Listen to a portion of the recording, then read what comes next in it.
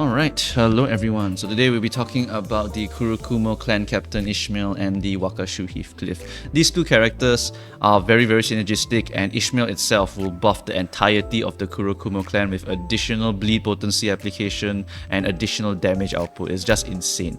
Let's talk about the numbers in particular. When a Kurokumo clan ally dies, you gain 1 slash power up.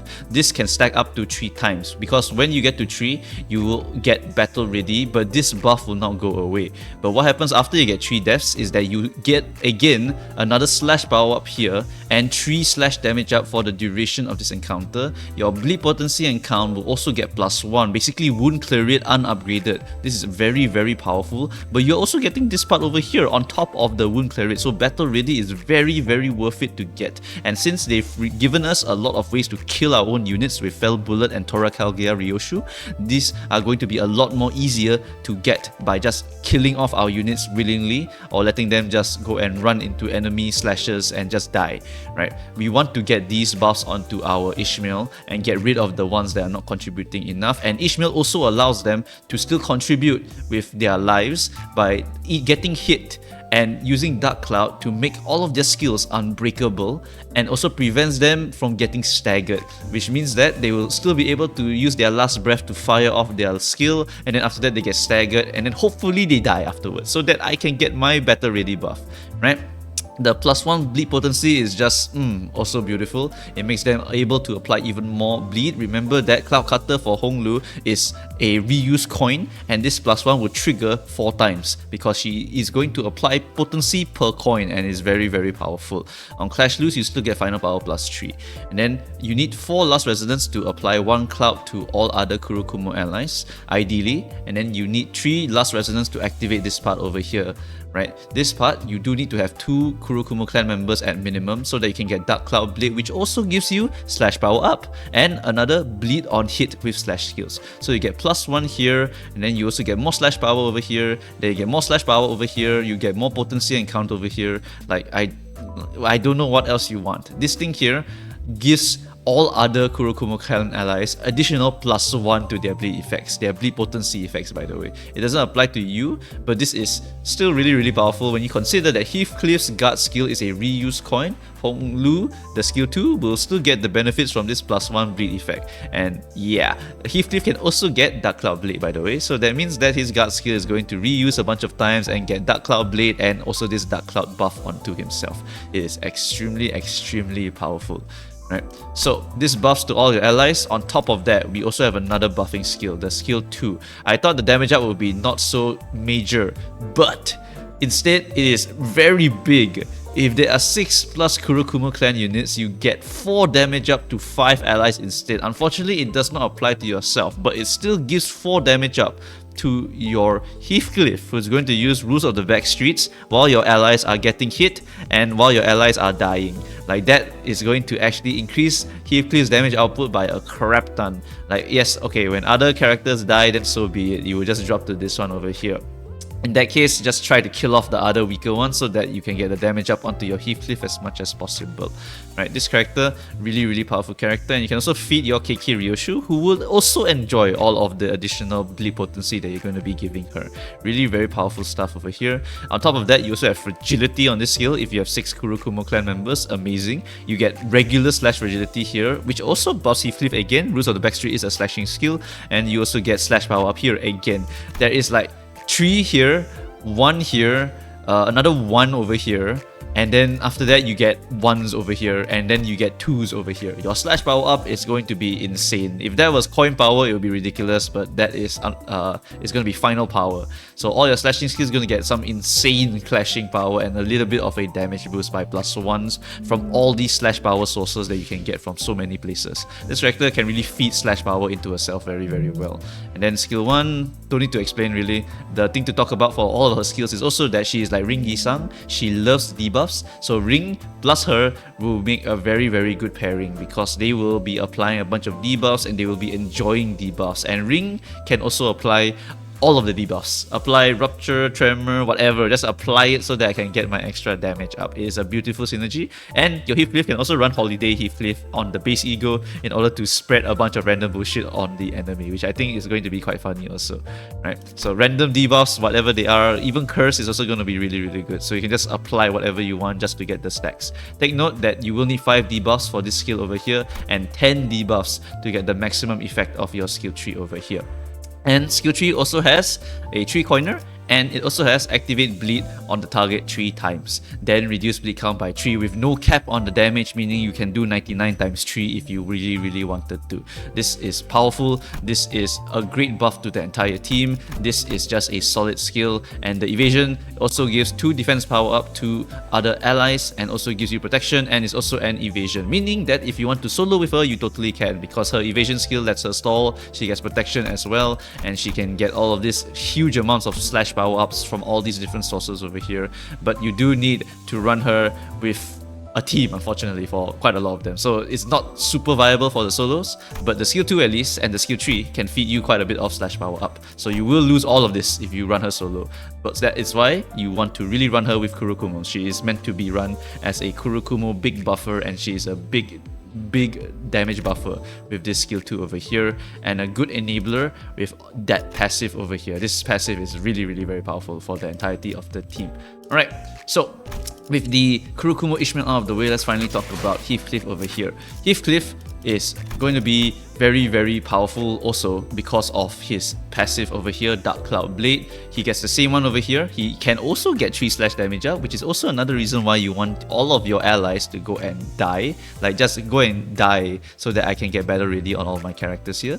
And then after that, you also get another slash power up here with bleed on hit with slash skills. You also deal more damage against enemies who use defensive skills or were at max HP before attacking. This is good for bosses, by the way, because bosses like to use a evasion or a guard skill and also use attack skills in the same turn, and that also triggers this passive. If an enemy attacked another ally with a skill and dealt damage this turn, an unopposed attack against the attacker with skill 1 will also trigger over here, which is very good. But take note, when you do that trigger, on use, gain 2 defense power up next turn. Ooh, so you can get free defense power up as long as your really bad Kurokumo allies just go and lose their clashes.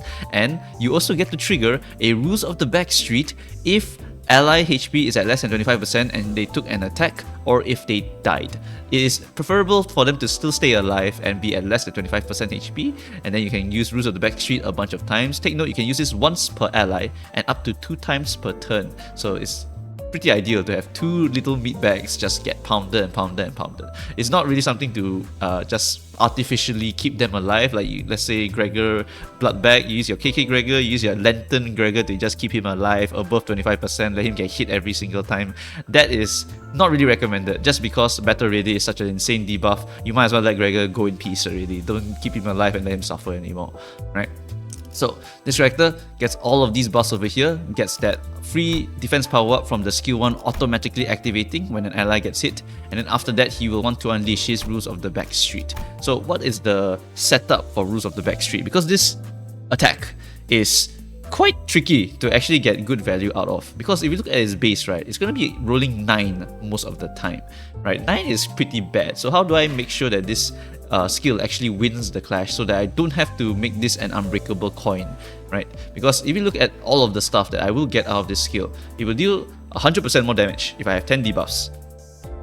If I have Cumulus Wall, I can ignore whether I have Battle Ready or if I have Dark Cloud Blade.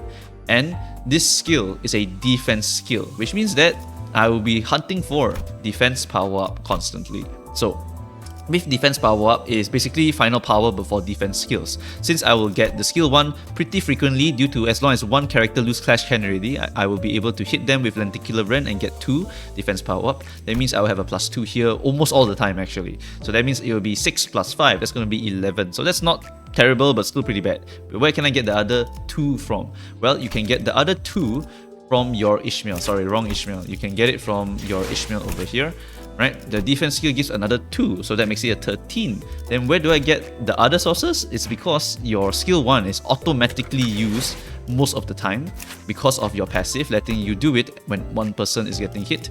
Then you can use another skill on the turn previously, where you use your skill 2 or you use your skill 3, because these are separate this can be used only once per turn. You can't use Lenticular Rend and again to get another +2. You have to use another one. So you get a +1 here, you use your skill tree, you get another +1, and your Cumulus Wall will also give you another +1. Beautiful. So that gives you a bunch of extra clashing power, makes this skill into either a 11, a 13, or a 15, or a 14, depending on how high you want to go over here for this Rules of the Backstreet. And that will let you win most clashes in the game already, right? So once you do that, you are able to unleash your Rules of the Backstreet. Remember that you have Dark Cloud Blade that gives you additional slash power and additional bleeding.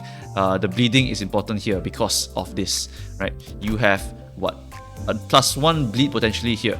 You have also +1 bleed potentially here. And Ishmael is also giving you the unbreakable coin effect as well as the +1 bleed effect. So that is another +1 bleed. So this will be a +5 bleed potency 3 times potentially if you have Cumulus Wall or if you have your Battle Ready and your Dark Cloud Blade ready, right? And this can trigger on allies getting hit at less than 25% HP or if they die. So you can spread a bunch of bleed potency to a bunch of enemies or just keep slapping the same enemy. It is very, very powerful and requires certain conditions to be met to get actually full power on this skill. The final power of this thing here is going to be that if you can reuse this coin multiple times, you can go to 5, 10, 15, 15, 19, and then after that you add all of that extra defense power up that you're getting. So the 2 is going to be quite auto, so it's 21. Your Ishmael, if you use it on the same turn, remember it's a combat start, which means that it doesn't care about the speed of Ishmael. So it's going to be 23 most of the time if you use it on the same turn that you are ready to use Rules of the Backstreet. So 23 on this skill here with a 100% damage bonus here, with a bunch of bleed bonus here. It is not going to be sanguine pointillism level of damage output, but it is going to be a good amount of bleed potency with a strong amount of damage. Take note, pointillism I believe does not have any damage multipliers on it. It is simply coin power and clash power and then reuse coin. So there's no multipliers to it, but this one does have a multiplier to it of up to 100% based on the missing HP. So it is going to be quite a substantial amount of damage. Not the crazy amount of coin power that a pointillism will have, but it is going to do a lot of damage because of this 100% potentially. It's just that you need to set up for this skill. And the bonus is that you can fire this skill multiple times a turn if you're able to let your allies get hit or get killed, pretty much. Alright, so Heathcliff, very powerful, requires setup. Ishmael, the enabler of the entire Kurokumo clan. What are the members that I want to use? What are the members that I want to go and die? And what are the members that I want to use to swap in so that I will be able to get even more benefits out of the entire party? Well, first of all, the obvious one is definitely your Heathcliff. You always run your Ishmael as well, and then after that, most likely you're going to run your Wakashu Ryoshu, because as long as the targets have certain amounts of bleed count, she can do more damage, and she is a bleed count fiend who can also apply Paralyze, apply damage down, apply your offense level down, and your Contempt Awe. I believe if you corrode it, you will be able to apply count. I can't remember how much count though. Let me just double check. If you corrupt this, you get 3 bleed count. At Tread Spin, how much do you even get? You get 5 bleed count. Yeah, you can get a bunch of debuffs using this thing as well. And this is a very, very powerful skill that also lets you apply a bunch of bleed potency as well. So yeah, really, really powerful ego to combo. You can also apply bind debuffs over here, and Toracalgia can also be used to kind of feed her more poise also, because this team, right, actually has a lot of poise in the party. If you look at the number of poises, prides that you have in the party, you have basically 4 already. You have 2 from Ryoshu, you have 2 from Honglu, you have 2 from Heathcliff, you have 2 from your... you have 1 from your Kurokumo Wakashu Rodion, right? So you're able to actually trigger this thing quite well, because I believe Nebulizer, you need how many? You need 3, right? You need 3 resonance to activate. Yeah, you only need 3 pride resonance at minimum in order to activate it. And you can always use Toracalgia itself to be the pride skill. You can always use an ego instead. Like Rodion, she has a base ego, which is also pride. So yeah, it's just perfect. You're able to basically always get pride resonance to actually feed this character here poise. It's pretty funny. But yeah, Toracalgia is mostly going to be used with Fell Bullet for the Ring Nisang here, so that you can kill off these guys a bit faster. You will be trying to kill Rodion, by the way, because we don't have another Kurokumo Kurokumo to sacrifice easily. Rodion is still not going to be a very good character for the Kurokumo clan.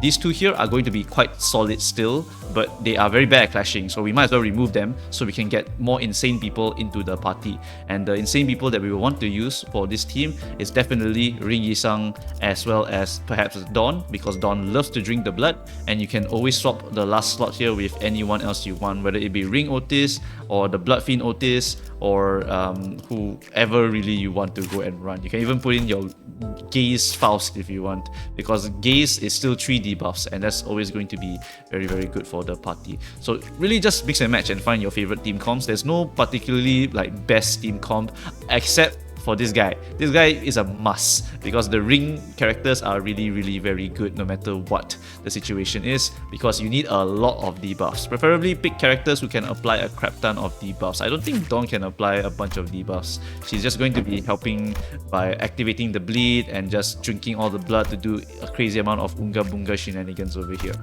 So yeah, it's up to you who you want to swap in, but generally just swapping in the rings, you can't go wrong already, because the rings will apply more random bullshit and it will allow you to go absolutely crazy with the debuffs, which the Ishmael and the Heathcliff will greatly enjoy. So overall, Bleed got a massive buff, enabling all these Kurokumo clan members to contribute by dying, which is still very good. And if they lose their clashes, they will be able to at least apply more bleed potency and stuff. And Heathcliff loves it when his allies are getting hit. So yeah, this is just perfect. Because these characters here, bad clash, always lose, always get hit. Heathcliff will just hit for them, and then after that, these characters will still apply a bunch of potency, then they can just go and die so that I can get battle ready and make these characters even more broken than they already are. Because 3 slash damage up, 1 additional slash power up, and wound cleared on the Kurokumos is going to be ridiculous. I mean, just look at this one character by herself, right?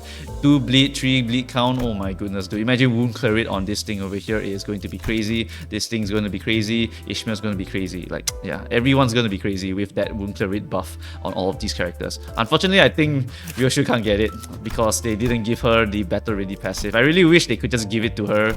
Like, Wakashu Heath can have it, and a Wakashu should have it. Hell, Rodion should be able to get it also. She's a Wakashu as well. Same rank, right? So yeah, I don't know lah. Whatever the case is, these two getting the wound clear is really good enough, right? So that's going to be it, I think, for the full summary of this team.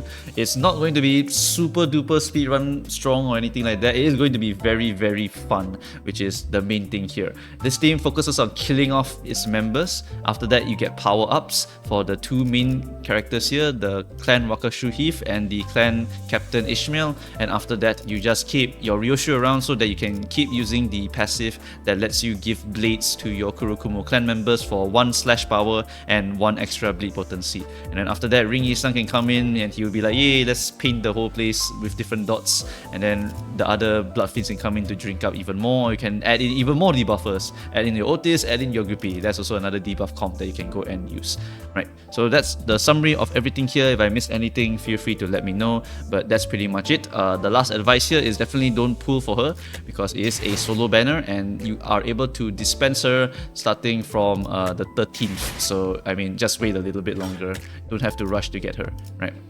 Alright, so that's going to be it, I think, for this video. Thanks guys for watching, and I shall see you guys next time. Bye bye.